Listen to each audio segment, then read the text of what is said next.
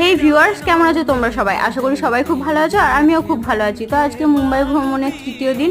তো আমরা এই যে বাসে করে পৌঁছে গেছিলাম সায়েন্স সিটিটা তোমাদের ঘুরিয়ে দেখায়। চলো, এখানে বাস থেকে নেমে গরমে ঘেমে নিয়ে বাস থেকে নেমে সায়েন্স সিটি এন্টার করতে দেখি এখানে একটা বড় ঘাস ফড়িং।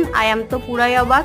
তো চলো সায়েন্স সিটির একটু উন্নত মানের টেকনোলজিগুলো দেখি। তো এখানে এটা কি হলো, আমি গাজরের জন্য টিপলাম যে মাটির তলা থেকে আর কি গাজর উঠবে। তো এখানে বের হলো আলু। এটা কেমন ধরনের বিজ্ঞান! যাই হোক, সবকিছু আমাদের মাথার উপর দিয়ে গেছে। তো এখানে বিজ্ঞানের আরো কয়েকটা জিনিস দেখলাম। এখানে ধোঁয়াটা কেন কিভাবে কি হচ্ছে কিছুই বুঝিনি।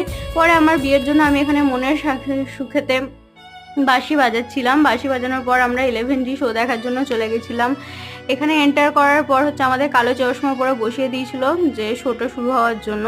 শোটা দেখে মানে খুব সুন্দর অভিজ্ঞতা হলো। এখান থেকে শোটা খুব ভালো লেগেছে। পরে আমরা জুহু বিচ চলে যাই। আর গাইজ, এখানে এসে আমার স্বপ্ন হচ্ছে মধ্যবিত্তদের স্বপ্ন এরোপ্লেন, যেটা